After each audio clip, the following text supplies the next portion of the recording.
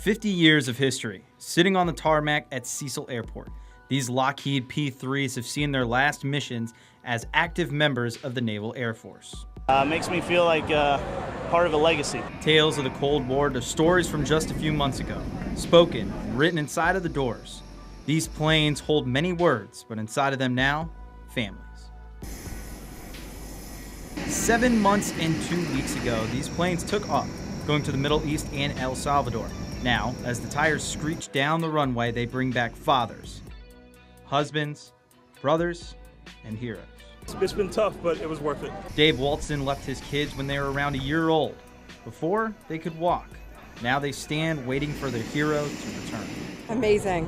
Absolutely amazing. It's been a big loss not having him here. Despite cell phones and laptops, being away from his kids weighed hard on Walton. Seeing videos and pictures, it made it easier, but it wasn't easy. With his older daughter Ava in his arms, Tim Doan was ready to be home. It just feels really great to have my girls back. His youngest daughter was just 4 months old. Although she has seen him on video, she still has a lot to learn about her father. Actually, being home and seeing her, she doesn't really know who I am. She only knows me on FaceTime. These parents have missed a lot, including the first day of school. One thing Mark Burns says his children have not forgotten. They've been bugging me to do that for 7 months now. Yeah, we might have to divert and go to the beach first, but yeah, they'll make it to school Tuesday morning. Thousands of stories, hundreds of families, 50 years of history. These planes have held a lot in their time, but for the last time, they hold a homecoming. Josh Brannock, First Coast News, NBC 12, ABC 25.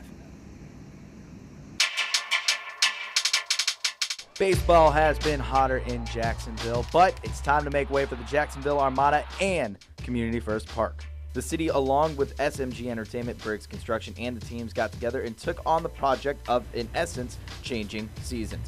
Mark Clay, who's overseeing the project, says the plan wasn't made overnight. Actually, we started researching this over a year ago.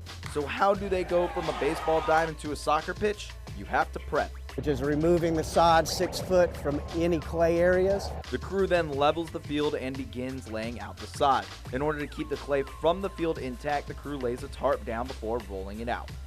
So this is it. This right here is what the crew is laying out. It's this sod that's grown in Alabama on plastic. And the reason they grow it on plastic is so they can get how tight this is. There's sand on the bottom. This isn't your normal sod that you lay down in the front yard.